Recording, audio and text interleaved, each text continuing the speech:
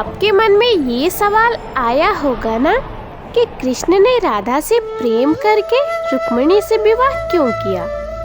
आपके मन में ये सवाल उठना उचित भी तो है, क्योंकि जब भी प्रेम की मिसाल दी जाती है तो कृष्ण और राधा के प्रेम का नाम सबसे ऊपर लिया जाता है।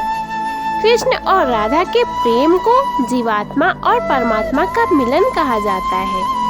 सदियों से पीढ़ी दर पीढ़ी कृष्ण और राधा की प्रेम कहानियाँ बढ़ती चली आ रही है।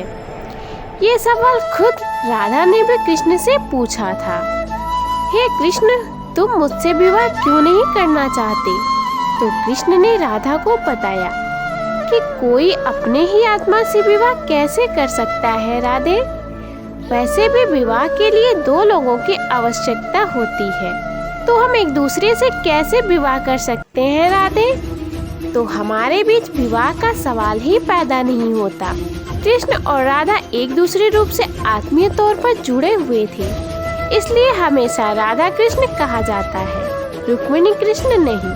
रुक्मिणी ने भी कृष्ण को पाने के लिए क्या कुछ नहीं किया, वो अपने भाई के खिलाफ चली गई। रुक्मिणी भी राधा की तरह कृष्ण से प्रेम करती थी। रुक्मिणी ने कृष्ण को एक प्रेम पत्र भेजा था कि वो आकर उन्हें अपने साथ ले जाएं। रुक्मिणी का प्रेम पत्र कृष्ण के दिल को छू गया और उन्हें रुक्मिणी का अनुरोध स्वीकार करना पड़ा। फिर रुक्मिणी कृष्ण की पत्नी बन गई। वहीं दूसरी तरफ कृष्ण और राधा को विवाह की आवश्यकता ही नहीं थी। उनके प्रेम को शादी का बंधन नहीं चाहिए था।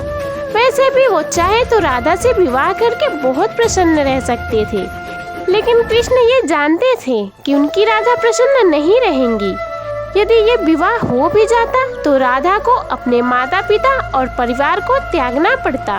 ये दुख उनको चुभता रहता कि उनके कारण मेरे माता पिता को कष्ट भोगने पड़ेंगे और राधा के इस पीड़ा से उन्हें कैसे प्रसन्नता मिलती।